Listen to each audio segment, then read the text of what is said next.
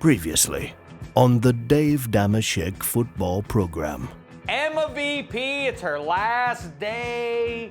Throw the flag, please. Thank you. The young Santa from Santa Claus is Coming to Town is in fact the Red Rifle, Andy. You're sure it's okay for an adult to put a child's condiment on an encased meat? Okay, Rudolph, we need that light. Hey, Santa, screw! See how the ketchup makes it sing? That's so bad.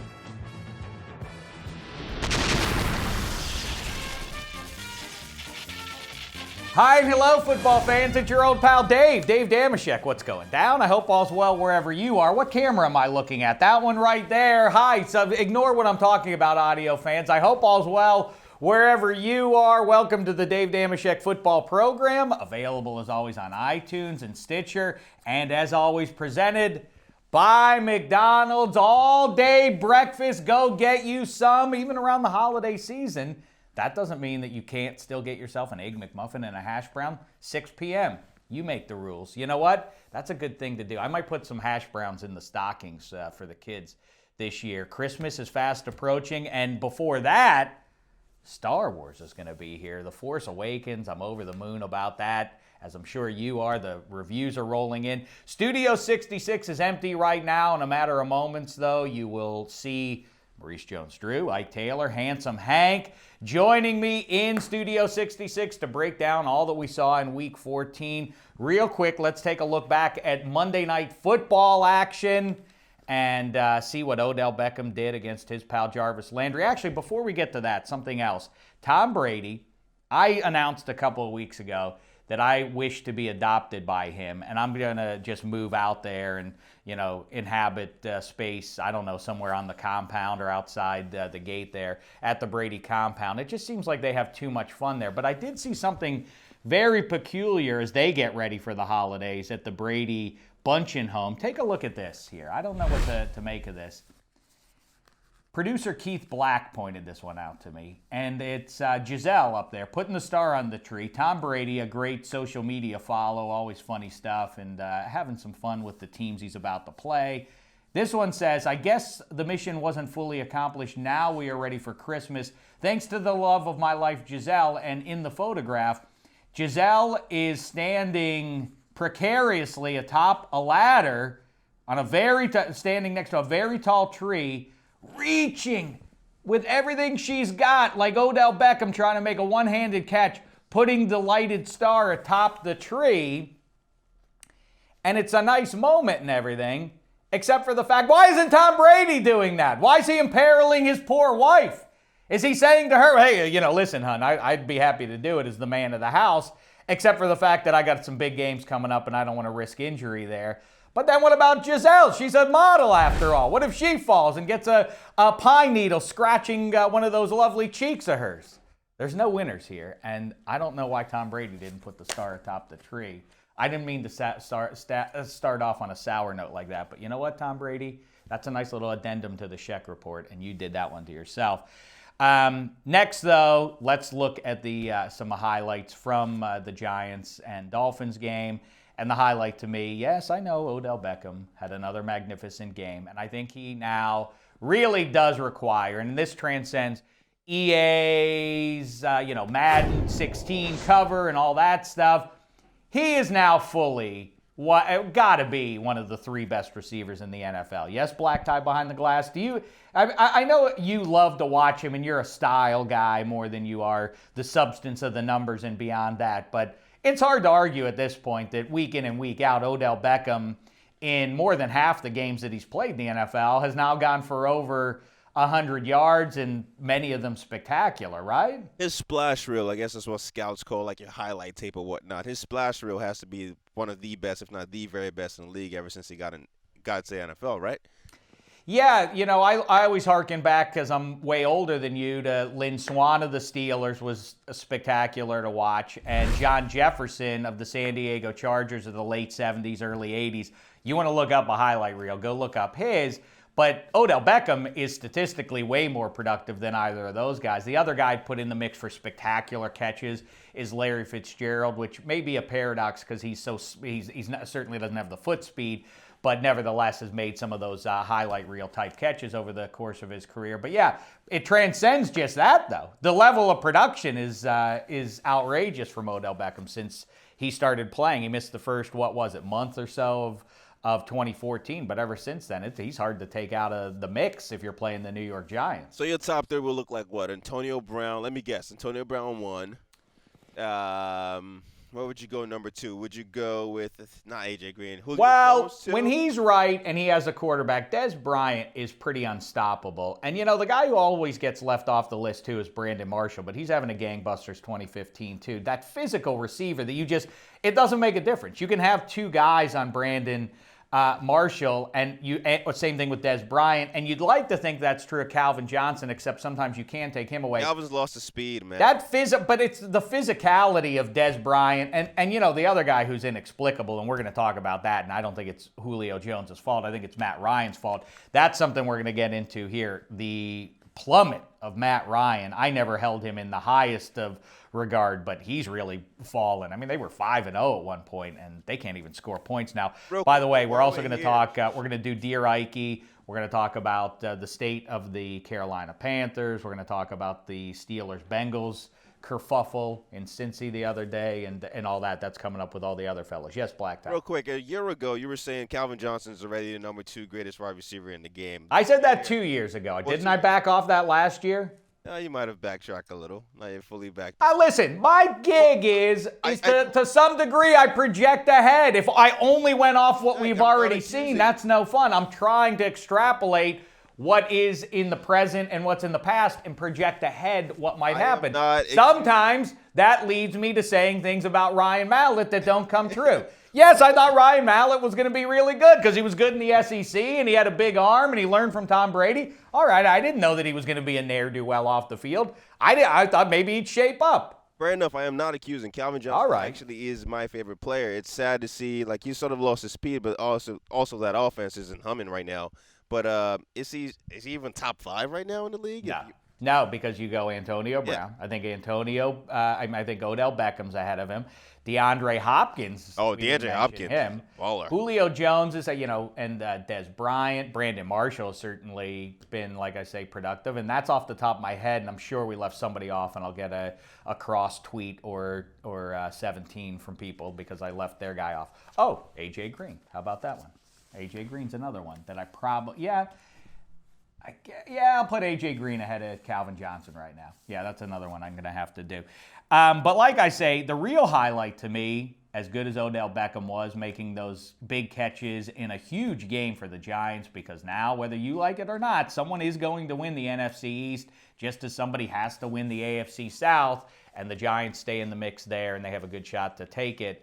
The more I think about it, though, I think the Eagles are going to get it done, even though they play at home with Arizona. We'll give you those picks on the second podcast this week. Speaking of Odell Beckham, programming note, guess what I'm doing, Black Tie? Well, you already know this because we have to jam all our shows and all our work into a couple of days at the start of the week. I'm going to go visit with one Odell Beckham in New York and the outskirts. Don't be awkward. I'm not. Well, I'm always awkward. I mean, what am I going to do? I can't change. You're going to throw him. You remember when we had Jarvis Landry in here and you threw him a bunch of objects and he caught him? Like a human baby? I did. And all that, a rocket ship. You should do that with Odell. Actually, throw a real football at Odell. Let's see if he can catch a few passes. I might do that. But, so look for that. Programming note, game day morning with Eisen and the fellas prior to the kickoff on Sunday. Dameshek, Beckham, be there. You don't want to miss that. That's going to be good. Yeah. Shek Maybe that could be our new thing. If Odell Beckham and Dameshek hooked up and became the new celebrity couple, what was the Benifer and all that, that jazz? Yeah. This would be the new one. Shek Like Kimye? Like that. Yeah. Right. But the highlight of Monday night's game, of course, the glorious uniforms on the Miami Dolphins. Did you see those things?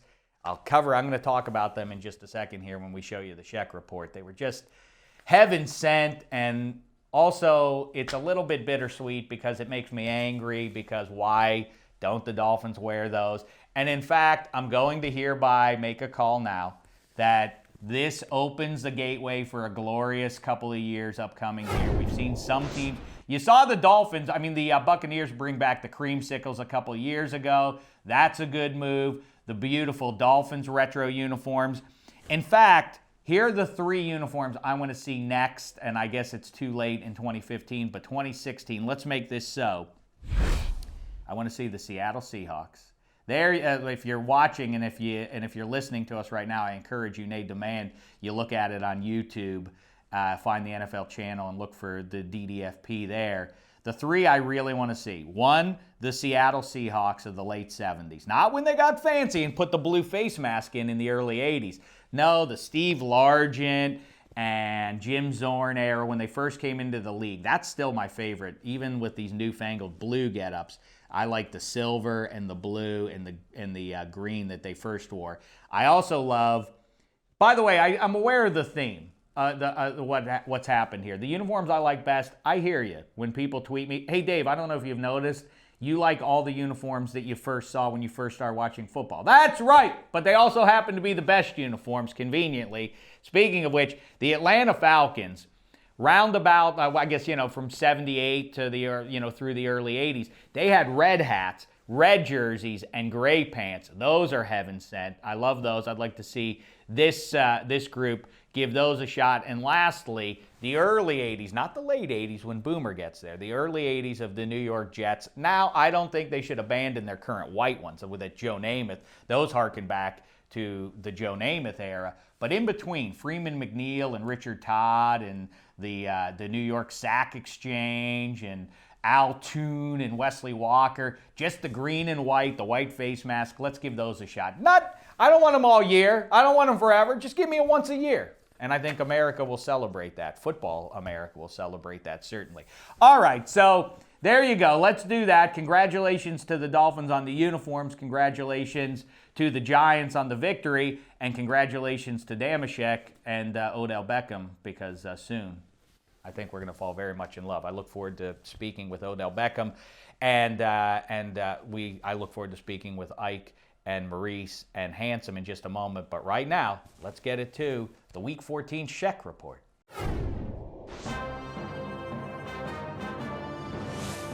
The Shek Report with Dave Dameshek reporting.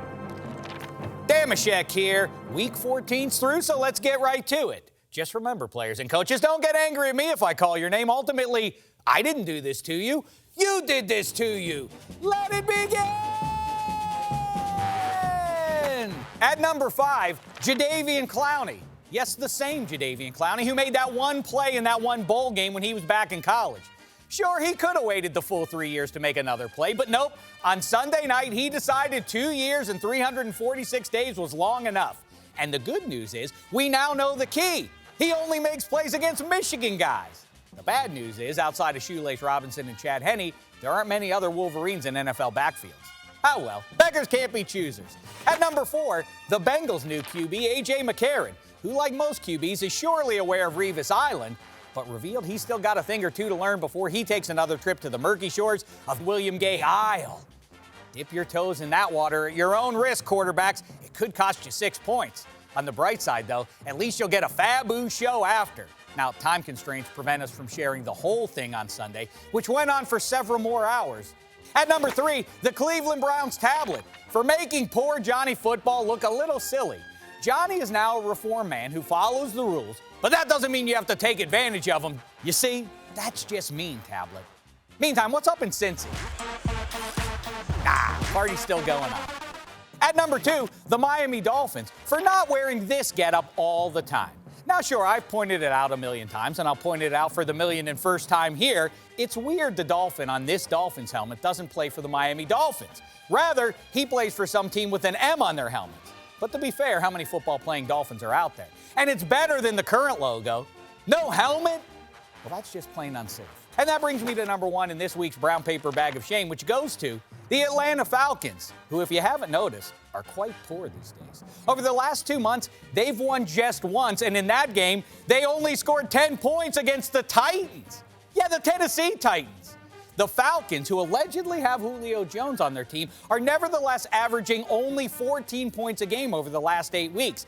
Meantime, the Indianapolis Colts have allowed 91 points over just the last 2 games. So here in the season of giving, I have an idea. I know the Falcons and Colts already played, but maybe we could just let the 2 teams play each other every week from here on out. I don't know much, but I'm certain it would at least lead to someone scoring. And the loser will be well worthy of this. The brown paper bag of shame. Wear it well, Colts Falcons loser. Till next time, try not to embarrass yourselves. Shame.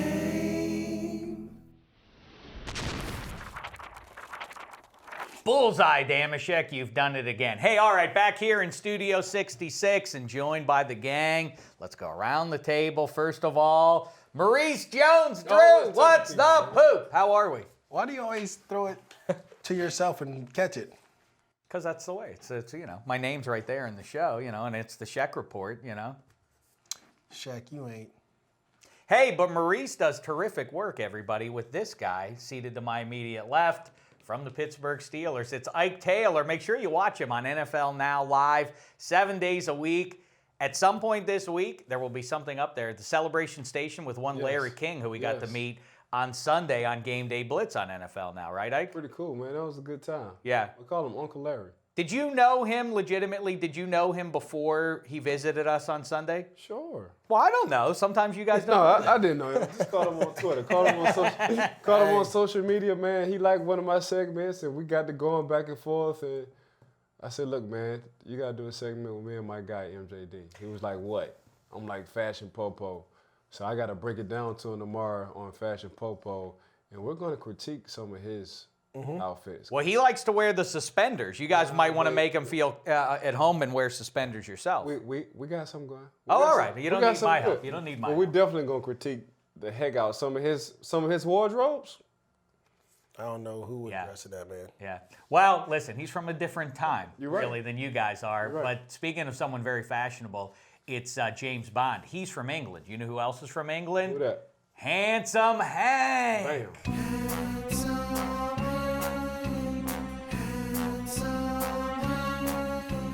He's handsome, he's handsome, he's handsome. Intro. We've been waiting for like 8 weeks. Every week. We'll Hello. get one next year. We'll get one.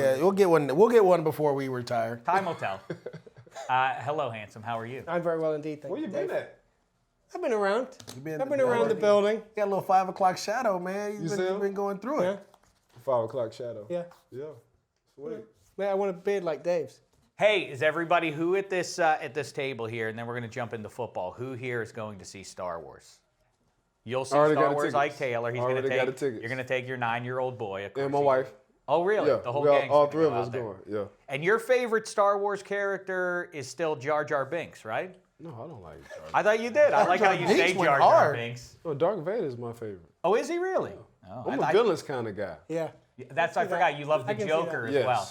Yes. But I do like how you say Jar Jar. Jar Jar Jar. Jar Jar. I'm Jar Jar. Handsome, you'll certainly see it, right? gonna go see it. Maybe. Yeah. Have the little ones seen it in No, your well, house? I need to. They've seen some of them, but I want to sit down with them and watch like the 5 ones that count that have already happened The premiere before. It's Friday. Friday here, right? In I LA. think so. Yeah. That's I'm not right. gonna. I mean, I'm not taking them to the premiere. I might take them in January. Gotcha. That's Not probably when there's where- less people in the When are you theater. going to take them? January. January. He used January. all the syllables. Oh, my goodness. Tell all me of how them. you're supposed to say it. January. Wait, no, how are you supposed to say it? I don't know. I just How said do you say January. it? Jenny. January. Jenny. January. January. You barely open your mouth and say it. Just say January. January. Well, I've said some things that have upset Cincinnati Bengals fans, and I don't really get it. We're going to get into that. A.J. McCarron, as you know now, is their quarterback, at least for the short term. I don't know how long it's going to be. So we're going to talk about that. I want to talk about the Panthers. Maybe it would be a good idea for them to lose a game. You heard Golden State sort of express some relief that they finally lost a game. Maybe that would suit Carolina. We'll talk about that. Matt Ryan. Ooh, he is really playing badly. How badly, we're going to figure that out. And, of course, Dear Ikey, where we offer our relationship advice for you. The holidays are nigh, and this is a tough time for a lot of people out there. And so hopefully Dear Ikey and his pal Maurice, and maybe you too, Handsome, can chime in and offer up some Happy to help. wisdom, you know? So we're going to get into all that. But like we say, Larry King joined us on NFL Now Game Day Blitz. This is the show, 1 p.m. Eastern, all the way through the completion of the late afternoon games. Me, Ike, Maurice, a cast of others. Bucky Brooks joins us. Mark Istook, everybody else. Colleen Wolfe. And Everybody. Except for Handsome Hank. Why don't you come out and join us? I've never been invited. Well, Larry King joined us. Take a look at that. I want to see. What I often say is that what I love about this show is Ike Taylor from the Bayou, Maurice from the East Bay, Dave from the banks of the Three Rivers, and Handsome from London. We have very little in common, really, collectively, but we love to talk about football. That's what brings us together. That's what brought Larry King to our midst. And take a look at how that went. Larry King, great stuff. I leave you Check with out this. his show I on leave you with Hulu. this. There he goes. And Ike, what do you say then? Oy vey's me. Or waste me. We're back on NFL Now Game Day Or Blitz waste presented me. by Xbox One. Great thanks to the great Larry King. Look at that. You have great respect for your elders, Ike. I really love that about you. You do. You love the Rooney family, and they love you right back. I was raised by my elders. Like, just coming from... We all were. My mama's family. Nah, like my aunties and uncles, it was yes sir, no sir, yes ma'am, no ma'am. And when you're talking to somebody, you shake somebody's hand, you look them in the eye. right. Mm-hmm. That's how I was raised. Like, See, they're the stairway. So if you see an old person go before you, make sure you open that door. Make sure you pull that seat out. Make sure you take care of your elderly. So that's how I was raised. What you didn't take care of was the Yiddish language. In fact, My Yiddish was very off. I understood yeah, it wasn't that. as good. But Yeah, that- Larry King's dab was better than your Yiddish. But I that's would what say. brought us together. That's exactly right. You see. Yes, help Handsome. people. I was just going to say, that's what, you say we don't have a lot in common, but I agree with everything Ike just said there. All right, it's time for Black Tie's Cockamamie new segment. He wants us to give it a second shot. We tried it once, I think, a week ago or 2 weeks ago. Here it is, everybody. I don't feel comfortable saying it, so you say it, Black Tie. And by the way, it's Matt Gothard's segment. He's now stepping in Emma's shoes, and Emma VP right over gone. here, Matt G. He's been with us all season. So say what? This is a segment, so let's do it. It's time for Say What. All right, say what? You gotta say it with some enthusiasm. I don't know. That's how you gotta Say do it, it. Shek. You better buy Come into on, it. Shek. Why don't you teach me, Maurice? Say what? Because I was like, double damn. That was my thing. Like, damn. All right, what's our subject today, Black Tie, on Say What? Well, as the segment goes, you can find crazy stuff on Twitter these days, and we try to find the craziest of things, and then we go, say what? So yeah, let's show our crazy tweet for this week. All right, it says from Dustin Webster. Actually, Handsome, you always do a good job Okay. of reading the social media, so take it away. Wait, I don't know if I like this, Dustin. Just check it out. We'll read it. Honestly, Yes, read though, it. why do we have an Englishman analyzing football? I can't even take this segment seriously. I could group together two other guys and we could put together a more intellectual football show. Say what? Say what? That's an outrage. That is an outrage. That's a Hey, damn. Dustin. Talk Screw to you, him. Dustin. I hear you. Just a hard look. That's all Handsome had for him. That's all I got for you. I say challenge accepted. Go ahead, Dustin. All right, Get your Dustin, two let's chums see it. together. and let's see Intellectual. it. That's not what we're trying You know for what here. I'll do? You want intellectual? You came to the wrong place. I like it. You know what? If you're writing checks with your mouth that your butt may or may not be able to cash, let's find out. I say let's submit us a video, Dustin, you and your two chums, and I will absolutely positively Better be play some of it intellectual, here. though, Dustin. Yeah, that's right. It's got to be intellectual. Got to be very intellectual. If he's too intellectual, he's not gonna make it. Yeah. No, indeed. I think I proved If you're that. intellectual, period, you're not going to make Yeah. it. Yeah, no, yeah. There's no room for intellectual matters here football on, here. on this show.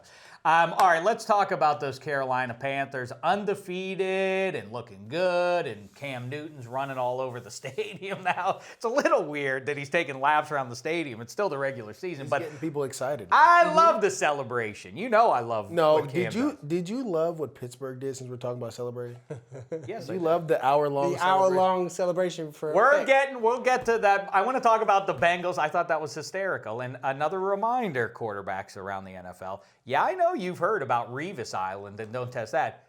Be careful with Gay Island, too. You know, Ike? The man got You don't want to be throwing it 2-2. 5 interceptions to the house in the past 3 years. That's pretty impressive. Yes, indeed. Yes, it is. So, but let's talk about the Panthers right now, then we'll get to the Bengals. Maurice, maybe it sounds like a fan thing because you hear that story anytime a team's undefeated. Like, You know, the added pressure of being undefeated, it's enough to be in January, and it's not like Cam Newton has this great track record in January, or the Panthers do for that matter. Maybe it's a good thing that if they would take a loss between now and the start of the playoffs. Yes or no? No. You don't see the merit in that. No, because I think, and we're probably going to talk about it when you talk. I'm a Warriors fan. It's different. They play 82 games. They're playing games back to back. They're traveling all over the place. Football is once a week. You only get 16 opportunities that are guaranteed to you. And you're blessed and fortunate enough to get to the playoffs. That's a totally different set of things. Take care of what's in front of you now. They should go undefeated now, and they'll have confidence going into the playoffs that they can beat anybody. And that's all that matters. I hear you, but there's sort of like I would want there's that extra bubble there that you want to burst so you don't have that hanging over your shoulder on top of it. No, Ike? No, you can't. That's what you go into the season for. That's what your off season is for. That's one of those dreams. That's one of those rare dreams. This is one of those point whatever percentage dreams of a team going undefeated other than the Miami Dolphins in the NFL. Man, it's hard to win a game. I agree with that. Let alone 13 games. Yeah, you know what? I hear you. And if I were 14-0, I would never be one of those head coaches. The year, the 05, that the Colts were on the cusp kind of running the table and Tony Dungy took his foot off the gas. We've seen that a couple of times where a team lets up a little bit and they take that loss and they give up the chance of the impossible dream of an undefeated season.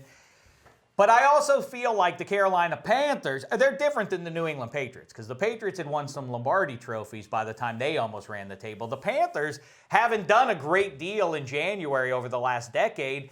This will just put the spotlight extra hot on them. If they're also 16-0, they're not slipping under any radar. That's what you want. That's like Ike says. That's what you're playing for. That's why you started the season. That's you're hoping to get into this. There's nothing wrong with being in the history book. Right. Yeah. It's a defeatist mentality to say, let's get it out of the way. Let's get a loss out of the way. I was going to say the Warriors, that was their response to losing. They wanted to run the table. No question. That's what they wanted to do. That was just their response, like, okay, now we lost, now we can get back to.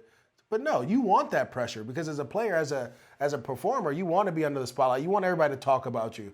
I mean, that's the reason Cam dabs and he runs and he loves that stuff. He wants that challenge to go out there and be undefeated. Well, Draymond Green specifically of the Warriors said, well, it's nice now. You know, it was a fun thing, but, you know, now we can focus on what's more important, which is winning another title. That's what I was. That's always been the focus. But remember, they played 24 games. I mean, Cam's only played 13. Right. I hear you. So it's completely different, I bring it up more because it feels like I feel like players may or may not believe that. That may just be a myth. That's why I brought it up to players because I think fans and the media love batting around that kind of stuff, like turn the positive into a potential negative. But you players obviously are saying you would never. When you got an opportunity to get in that history book, I need it. I'm going for it. The bigger question, though, might be when it comes to Week 17. Cam gets hit a lot, and do you want to... Yeah, they're probably going to have a bye week. Most likely they're going to get a bye week. Do you want to give Cam a week off at that point of the season, and then are you going to win a game without him? No. I don't think you do, but I wonder what... You know, that's the decision that has to be made. See, this is my thing. Why all of a sudden, since we're getting close and it's getting crucial, we start talking injuries. We start talking how they should lose. Like, Cam had an opportunity to get knocked out the game the first week. Mm-hmm. But that wasn't the issue. So now, since he, like you said, probably going to have that bye for the playoffs, Week 16, when you want to say it's not, so-called going down for the books, leave him out because he might get hurt. No, I want him to play. Yeah, I'm with you on that. If I were the head coach, I would never say I'm putting in my backup to keep him fresh or clean or healthy or whatever. Don't Tony Dungy me. Yeah. If we're on that cusp of breaking these records and being in the books for the rest of our lives, so your kids, just forever, we can forever talk about this. Please don't Tony Dungy me, please. That's interesting. Well, we've talked here. I think all four of us agree at this point, correct me if I'm wrong, Cam Newton is clearly, unless something really big happens elsewhere. I have heard Russell Wilson for the MVP starting to get some momentum, but I still think the undefeated Panthers have to give it, Cam Newton leading the way with that. Ted Ginn Jr. said something interesting. Black Tie, do we have a video of that? No, we have a board right here, actually. Oh, here it is. Want to read it out? I give all my success to Cam Newton. Without him, there is no Ted Ginn. A bit dramatic, don't you think? You got to be careful when you talk about yourself in third person, especially in the sport of football. Dameshek will make a note of that for future reference. Exactly. But I think, and we talked about this on the show, that Yeah, it's Cam Newton, but it's also there is no other guy there to pull him out and put someone else in. So he can make those drops, and he doesn't have to worry about that guy behind him. I've never seen an NFL wide receiver fight the ball as hard as Ted Ginn Jr. does. Even on the ones that go for touchdowns, he catches the ball up by his eyes like a scared child, kind of. Believe me, as a Dolphins fan, I saw that for whatever it was. Did a stat. Well, really, he's a special team punt returner / kickoff returner. He just so happened to find his way to make the receiving core over there kind of by default with the Carolina Panthers. Don't get it twisted though. 17.4 yards per catch. That's a lot. That's saying I'm a deep threat. Yep. That's saying I'm just about 2 first downs when you give me the ball. So when you got a guy like a Ted Ginn, what's his nemesis? Man, him fighting the ball, he gonna Ike Taylor. Like he play receiver, but he gonna Ike Taylor the ball. So I understand why we're talking about self-deprecation. Yeah, so I understand why we're talking ice. about the guy, but man, 17.4 yards per catch, man. You're scared going against Ted Ginn. Well, the point that Ted Ginn, really, the takeaway there is, and I think most of America is now on board, and we've all decided that, that mother, that overly protective mother in Nashville a few weeks ago, shame on her for saying, my daughter was at the game, and she had to watch you dance like that. And, of course, if Cam Newton were white, we've had this conversation since September, if he were white, he would be treated differently. But, extending that conversation a little bit more, Ted Ginn Jr. is really Julian Edelman before Julian Edelman got with Tom Brady. He was a specialty kind of player. You would use him on special teams. He might have, some marginal use for you. But Cam Newton's turned him into, like you say, 17.4. He scored a lot of touchdowns. 8 touchdowns. I mean, he's a legit threat. The scary thing is, though, and this is future references. Me and MJD was talking in the green room. So you have Funchkins. Is it Munkins or Funchkins? Funches. Funches. You got Funchkins, the youngster who's going to be a second-year receiver next year. You got Calvin coming back off of injury next year. You have Ted Ginn. So what do you do by not putting so much stress on Calvin? You move him in the slot.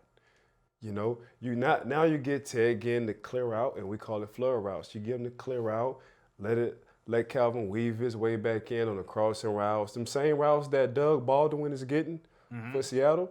Now Calvin gets that in the inside, and when you think Calvin is back to himself again, you put Calvin back on the outside. It brings a lot of versatility when you have a guy like Ted Ginn. Yeah, think about how devastating. Yep. You said that the other day, Ike, and it's true. Imagine when they get Kelvin Benjamin back and Devin Funchess is into year 2. Yikes, that offense could be scarier than it is. Don't forget Philly Brown's making plays. Yep. And then they're going to add another piece, and they're going to probably draft another running back. Tight end. To another tight end. And you could still build up that offensive line a little bit more, and the defense is dynamite. All right, let's move on now to the Cincinnati Bengals. Everybody's buzzing about them, including Dameshek. I'm going to third person myself. Dameshek's third personing Dameshek right now. But So is that actually I say this. All of a sudden, Andy Dalton is up because his numbers indicate in 2015 he's among the best quarterbacks in the NFL. As I've said for 3 years now, Andy Dalton happens to be under center on the most talented roster in the NFL. Maybe the Bills would take issue with that, but that offensive line's terrific. A.J. Green is dynamite, Ike. I mean, he's the tip of the iceberg. Eifert and all the other pass catchers, two nice running backs, great defense. Andy Dalton is very good. Listen. He's supposed to be. Let's not act like Andy Dalton is suddenly this January Warriors who get Andy to the playoffs. With the weapons he has, Shek, man, he's supposed to be good. But yes. And I'm going to keep talking about this because we play him twice, and we play him twice for a long time in Pittsburgh. Man, for some reason, when he played Pittsburgh, man, it just don't look like the Andy Dalton. And you saw that last game before he got hurt. He was in the red zone. He threw a pick in the red zone. So you can say what you want to say about a young man. When it comes down to the stats, I get it. People like to talk about the stats, but when you want to come down to them wins and losses against Pittsburgh, it's not looking very good. Well, but I heard on Sunday night and Monday morning, well, that's it for the Bengals. And there are a lot of pieces out there right now that you can find online and elsewhere that say, well, what a shame for the Bengals. Such a magical season undone now. Their ceiling is now lowered with A.J. McCarron. Hey, everybody. Well, I want to hear from you about that. But I think A.J. McCarron, saved the reps, which obviously you can't discount the significance of 4 years plus worth of repetition for Andy Dalton. But A.J. McCarron is the same guy with a slightly stronger arm. I can't evaluate his intellect and his ability to read defenses. Surely it is not as great as a 5-year veteran's, but I think A.J. McCarron in that offense, he'll be kept clean by that offensive line for the most part. He has great guys to catch the passes he throws. I don't think that the season is done for the Bengals because Andy Dalton goes out, Hanson. No, I don't think it is, but we're going to have to wait and see. We have no take. We have nothing. All right, but it's my job to take a side. My side is I think that this is not going to kill the Bengals. I see what you're saying. I mean, basically, he's back in Alabama. I mean, Right, they'll make it simple for him. No, he has perimeter support. AJ, AJ Green. You got 2 running backs in Bernard. 2 good running backs. We're going to see what the protocol is with Eifert on that concussions. If he plays, he has him a tight end. The only thing with McCarron is, do he fold under pressure? Because they put a lot of pressure on him. And you saw once that was the difference. At Alabama, you had a clean pocket. You know what I'm saying? You had a nice little running game. Your play action game was real good. But now when you got guys all around your feet, got guys all around your shoulder pads, you got to slide in the pocket a little bit more. Can you deliver? That's what we don't know about AJ. I guess that's the secret that we'll find out here. Just a quick, what's the deal with why do players always get injured in that Steelers-Bengals game? I don't know, man. Always, every year, there are key players get injured in that game. It's intense. Is that my imagination or is that for real? No, it's intense. I mean, since Hines Ward, I saw Hines Ward knock somebody's jaw out. Knock that young man Keith Rivers' jaw out, like off, like help. You know what I'm saying? Ever since then, man, it's been crucial, man. They felt like, they was up and coming Lions of the North. Because last year that game changed what happened in the playoffs. They want to stomp their feet. We saw Andy Dalton after that Monday night game against the Texans. Andy Dalton, that's disrespectful to call me a BB gun. And Pac-Man Jones before this game. The Steelers are all gangsters, and I don't like that stuff. And now their fans are coming after me for saying, I think your team is fine with A.J. McCarron. I don't think your season is necessarily over. And if you ever They don't like that. No, they don't like that because that is a knock on Andy Dalton. I'm not being disrespectful to Andy Dalton by saying that, and this is my bias coming out. Hey, guess what? Pac-Man and Andy can't do it, and Bengals fans, you can't control other people's opinions either, right. No matter how hard you try. I'm sorry that doesn't sit well with you. Show. Thank you. Maurice, though, what's your take? Do you say that the Bengals are, in fact, in a lot of trouble? Well, I thought Ike hit it on the head. If you watch the game, when the Pittsburgh Steelers got pressure on A.J. McCarron, he threw the ball away. I mean, he tried to get out of his hands quick. So I get it. He's a confident guy. He really believes in himself. But like I tell people all the time, when a quarterback gets hit, it changes everything. You start seeing ghosts. It changes everything. You want to get that ball out quick. Guys are sitting on routes. And so, they have to do the long travel to San Francisco. They come back, then they have to go to Denver. I mean, they got a tough road ahead of them. And just because San Francisco's bad doesn't mean that that trip there makes it a tougher game. And we all know that travel, I mean, you guys struggle with Oakland. We struggle with both Oakland and San Francisco. I mean, going from east to west is a tough thing. So you have a young quarterback, you're taking that travel. You got your tight ends probably going to be out. Who's he going to throw to? They're going to double A.J. Green and make it someone else beat him. It's going to be an issue. Well, yeah, but real quick, though. I mean, to me, and it's not, I mean, I guess it is a knock on Andy Dalton, but Andy Dalton, I'm sorry, is not Tom Brady, and he's not Peyton in his prime, and he's not Roethlisberger or Russell Wilson. He is not the most significant person on that roster. Hugh Jackson is more important. I would say that offensive line is more important. A.J. Green, to some degree, is more important. Geno Atkins is more important. He still delivered, though. Like you don't want to take too much from Andy Dalton. You know what I'm saying? Like you can watch a few tapes where he used his eyes to get the safety to move over. And he'll throw the Eifert. Like he's grown a lot. But it's just that black cloud for the playoffs. Well, that's the other thing. What I talk about poking a hole in the bubble, the added pressure that maybe the Panthers don't want of an undefeated season. Same thing. I always say it, but they're human beings, more talented human beings named Peyton Manning and Clayton Kershaw and Tony Romo feel the heat of their past missteps. So too will Andy Dalton come January. It doesn't make a difference what he does in 2015 regular season. in the first game of the playoffs, he's not a human being if he's not thinking, all right, I got to win a game here. I got to stop all the noise from all the other people outside. I've got to prove them wrong and do something. That affects most guys negatively. That's a fact. And the difficult thing might be, depending on what happens with this injury, we might not find out until January 2017 whether he can do it. Yeah, well, we'll see there. He's not having surgery as of the time of this recording, Andy Dalton, so maybe he'll be back in the postseason and he can prove me wrong. But I think A.J. McCarron might prove me right in a good way, Bengals fans. I'm not knocking your team. I'm saying you have a loaded roster that will continue to perform reasonably well, even with the second-year kid who, as Ike says, was at Bama for a reason. He was a blue-chip recruit. He won national championships. I mean, I think the kid, I like the swagger. Like, oh, Tom Brady did the same thing. I love all that. I think that all works for the Bengals going forward here. Yeah, whatever. Next topic. All right. I don't didn't mean to bore you. Like, my goodness. All right. Let's talk about this. Matt Ryan, he's another guy who has under-delivered based on expectations, based on salary and everything else.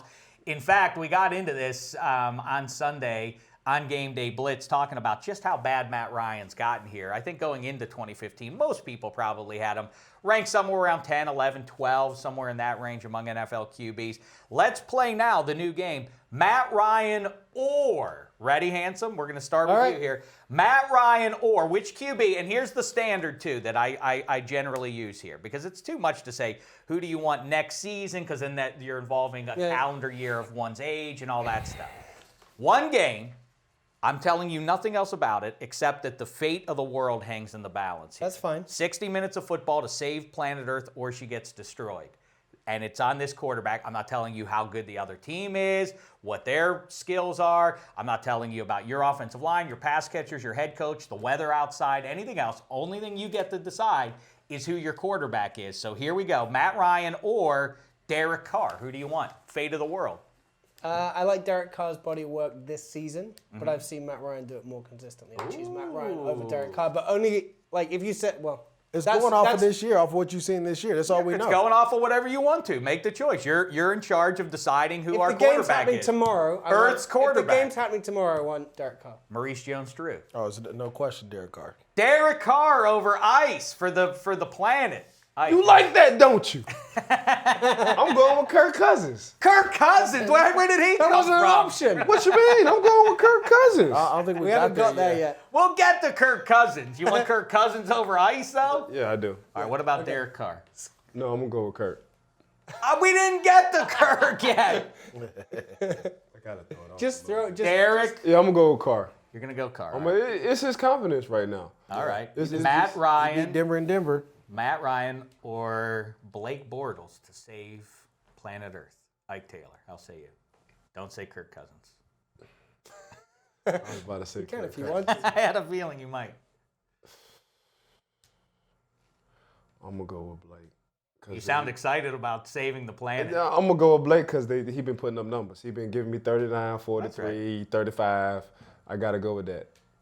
Handsome. Yeah, Wake and Blake.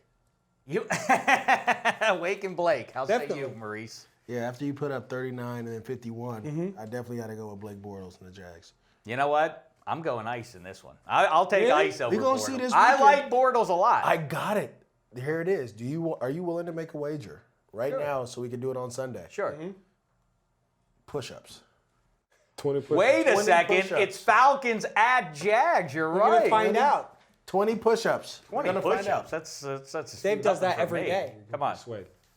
Raise the stake. I've done 20 push-ups combined over the last decade or so. I'm sure I could do that. 50 push-ups. All right, 20 push-ups. What are you saying, Black Tie? Don't say 50. That's a lot. I'll have to keep Black doing Tie the couldn't do show. 50. Yeah, we got That's not could good do 50. TV, actually. You can't do Dave 50. doing 50 push-ups. No. Black Tie brings up 50 just so he can tell everybody, I could do 50. I could do But 50. I'm talking about full push-ups. I ain't talking about the band of it. I ain't talking about the short stroke. Hey, by the way, talking about all the ways. Black Tie, he's already, he's feeling it after he defeated Maurice in Madden. His next challenge, he wants Ike Taylor in one-on-one basketball. And he Shooting wise, I'm not that good of a shooter. But just like one-on-one straight action. Well, you know what? This is a direct quote from Black Tie. He said, Shek, I've seen Ike play basketball. No, he didn't. He never seen me He play said, basketball. I saw Ike play basketball. Never I in his will life. definitely beat him in one-on-one. That's what he Hey, said. you know what Maurice says? With the DNA, you are the father, you are not the father. He's a lie. You are a liar. I'd like to see it. He never saw me play. But we can play. We got a spot right there. We can play. Make it happen. All right, we know Ike will take Kirk Cousins. How say you, Maurice? Matt Ryan or Kirk? I'm going to go with Kirk, captain, man. Oh, come on. I mean, it's getting crazy now. Kirk Cousins over... How not? You know what? He's look at it. consistently putting up points. Consistently. The man has been balling. And he's not turning the ball over. At all. And he doesn't have Julio Jones on his offense. At all. Yep. And At he all. runs touchdowns like that. Hey, man, they're in position to make the playoffs. You forgot that. They right? are.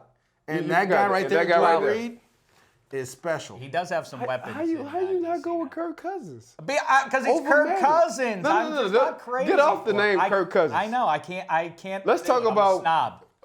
progressing quarterbacks. He's one of those. Because quarterbacks. you know what? I am a snob, and when I'm wrong, I say I'm wrong, like Jerry Orbach at the end of Dirty Dancing. Maybe I am wrong, but I'm going to wait till the end of the season to declare I was wrong about Kirk Cousins and Jay Gruden for that. That's low down. That's low down. It's not low down. I'll admit it when the season's over. Let's see what Kirk Cousins does over the course What of has the whole Matty Ice done?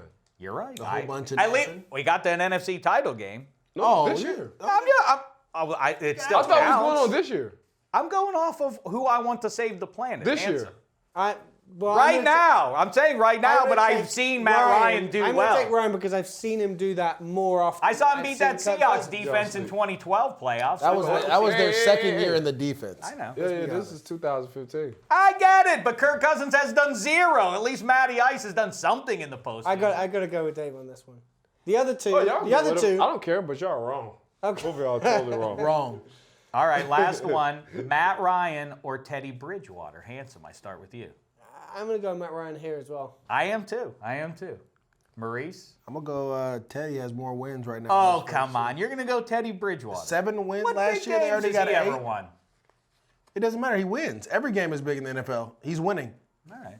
Ike? Teddy. All right, let's put these guys in order then. I go in order, the guys I would most want. Boy, this is a tough list here. I'll go Derek Carr 1, then I'll go... Kirk Cousins 2. Dave's making it look like he thought about he's thinking about it right now. Suddenly there's a graphic that's been built for him. Yeah, I know. You know what? I did think about this, but then in the ensuing hours... It's called production. You're messing up Matty G's first show. He's Gothard. ready. Gothard behind the glass, so I screwed up. So I changed my opinion. Derek Carr is still my number 1, and I did say for the record, but before the draft 2 drafts ago, I said the best quarterbacks in that draft are going to be in order: Derek Carr 1, Blake Bortles 2, Teddy Bridgewater 3. And there you see. I think everybody, the world would agree with that list now, right? No, I'm gonna put Kirk Cousins as 2. At Put 2. Blake at 3. Yeah, I'm gonna put Blake at 3. I'm gonna put Matty at 4. I'm gonna put Teddy Bridgewater at 5. That's how I'm gonna do it. But you just picked Teddy over Matt. I know, so I'm just going with my rankings. Handsome, any changes you'd like to see here? Derek Carr's our number 1 to save the planet out of Derek this Carr's quintet of guys. Yeah, I think for now that's true. I think Blake might wind up going 1. This is a tough one for Maurice because his pal Blake might end up winning the AFC South. And that's, by the way, I mean, what a bum Week 15 matchup that is for the division lead in the AFC South. Week 15. Well, I mean, listen, that's a bum matchup if it's Chaz Whitehurst, Clipboard Jesus, going against T.J. Yates for the division lead. That's pretty bad. Either way, though, the Jags, they go Falcons, and then they get to play. Which one of those 2 teams do they still get? Houston, I believe. Houston. Yeah, because they played Indy twice already, and they just whipped Indy, by the way. They play Houston Week 17. The antithesis of, the antithesis of Matty Ryan's bum Atlanta offense, which is scoring about 2 touchdowns a game for the last 2 months, is the Indianapolis Colts defense, which has given up round about 50 points to the Steelers and then to the Jacksonville Jaguars. Your Jags might win that division. They have a real chance. 8-8.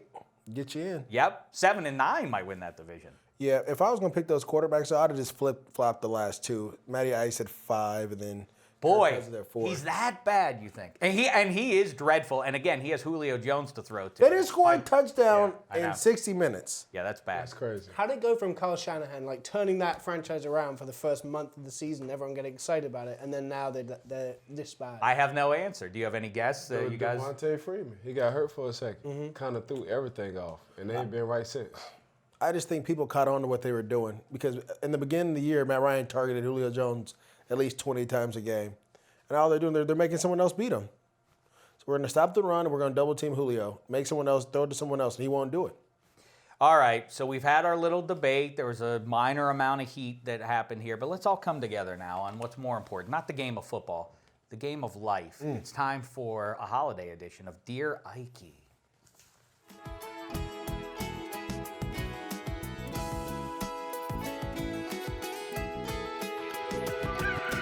Little bit for Ike and Maurice and Ike. If you aren't watching Celebration Station, the Fashion Popo, so on and so forth, shame on you. You're missing out. That's right. I watch them all. We're gonna go to the Super Bowl together, all of us. It's gonna be a wonderful time there. Oh, it's so fun. But in the meantime, the holidays are here, and some of our colleagues they're not immune to having human problems too.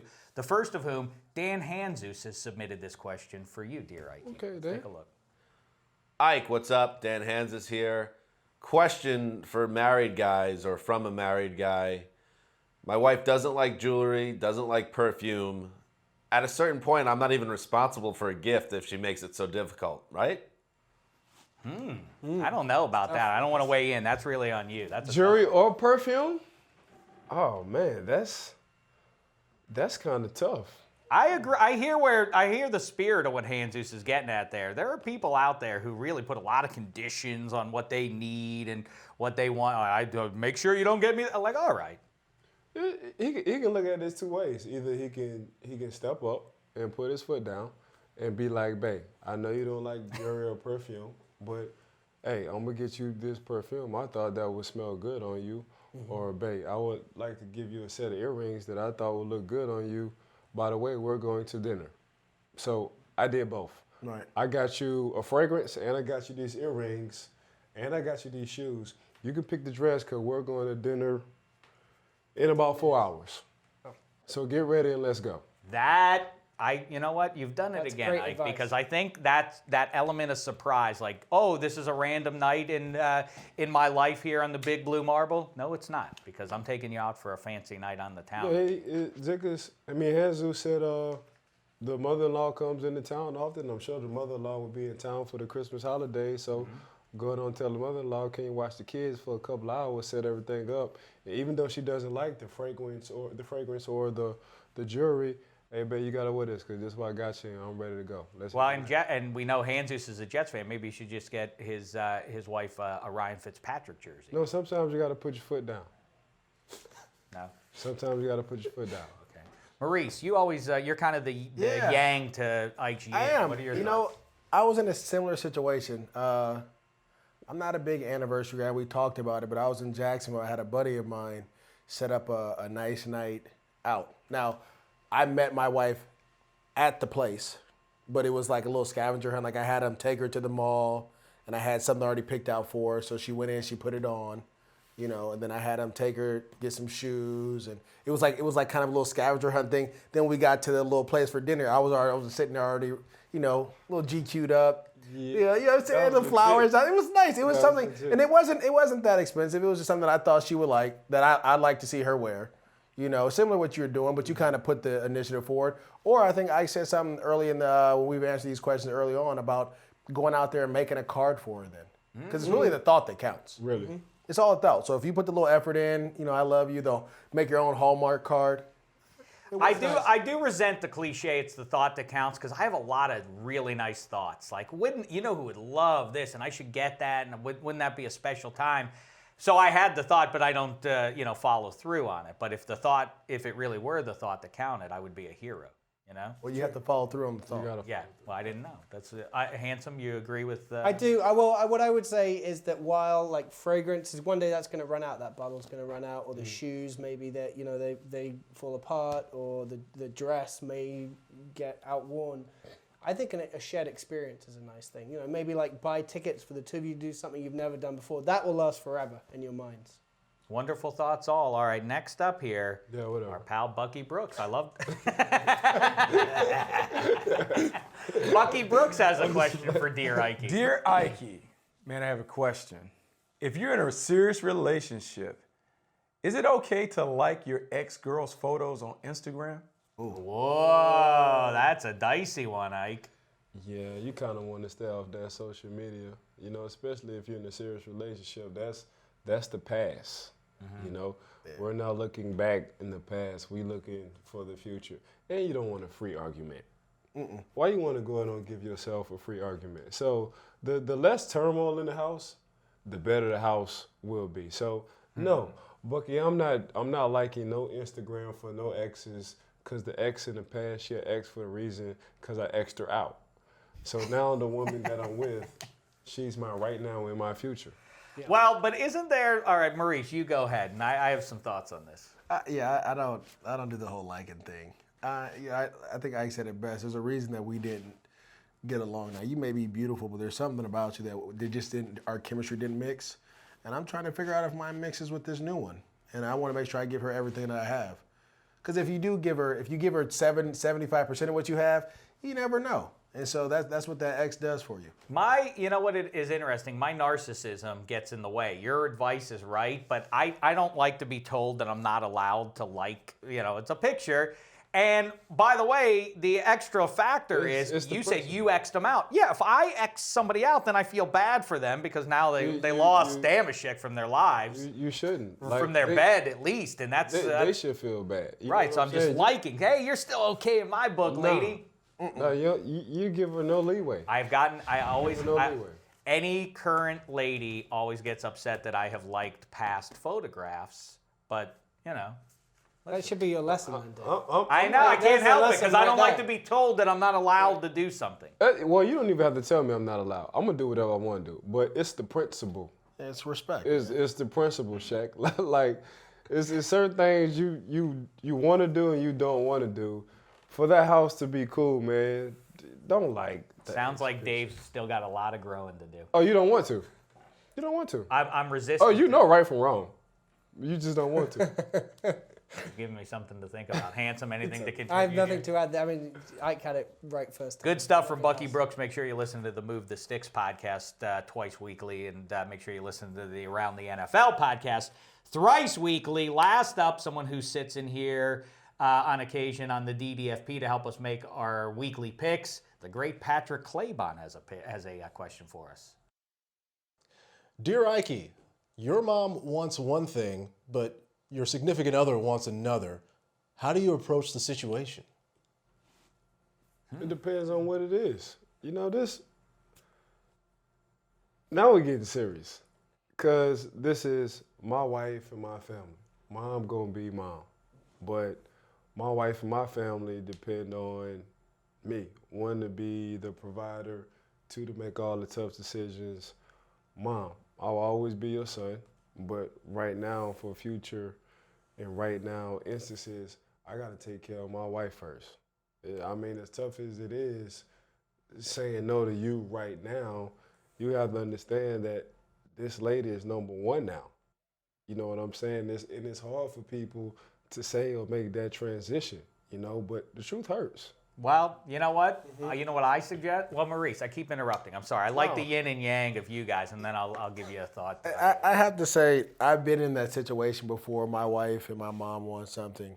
And I guess me just being raised by my grandparents and single parent, it's more like you only have one of those. You know what I mean? And so my wife, in our situation is different because, like I told her, if my grandpa was still around, he'd be living right next door to me.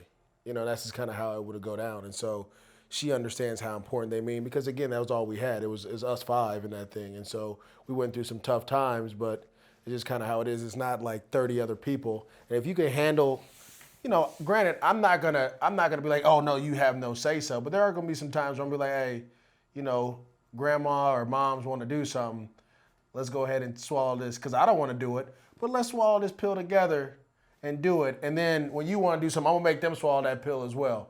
And I think it's more of a give and take. 'Cause again, for me, it's just women are gonna clash. You know what I'm saying? Especially when like that's your mom. She wants to show her dominant side because that's your mom, you know. And then your wife wants to show that you're her lady. You're gonna have that.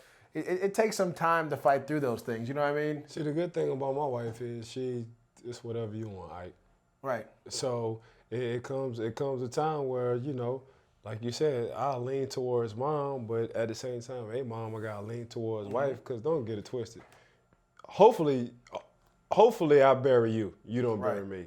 I still have to take care of this woman. Me and this woman lay in the bed. This woman is taking care of my son. Yeah, you raised me to be a fine young man. I get it. Mom gonna always be mom, but again, this is my wife. This is why I asked her to be my wife for a certain reason, and she understands. Right. Here's what I would do. See, I think I like what Maurice said is women might go at each other. I say, don't try and make the peace. Make the wedge even bigger, and then you become the key figure in it.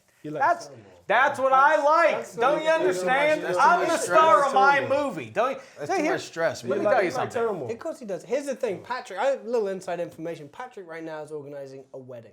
Like hopefully you only get one of those things, and this is probably a real thing that he's going through. When it comes to that wedding, what you need to do is you have to be instead of being what you're saying, which is create a wedge, you have to be the buffer between those people because they're going to see each other. No, you have to create what you have to work. You have to be highly skilled at this, which I fortunately am for my sake. You create a wedge, but then you seem like you're being the buffer. You want them to. You want both women to think you're bringing them together, but in fact, you're keeping them apart, and you're the central figure that makes everything keep on working. I got a mom and two sisters, so when they understood I was getting married and wedding, I was like, this is Danielle's wedding. Right. Yeah. Like it's not your wedding. You're going to it. Yeah, that's it. We didn't call you for y'all, and y'all didn't ask us for help, so she doesn't need any help. The only help she needs if her husband or soon-to-be husband, he's giving me the A-OK. That's the only thing. So I don't need your insight on what you think the color should be or what she should wear. Y'all stay y'all distance because when y'all had y'all opportunity, y'all didn't ask me. Y'all just gave me the invite. Right. So do the same, please, with a smile. Thank you.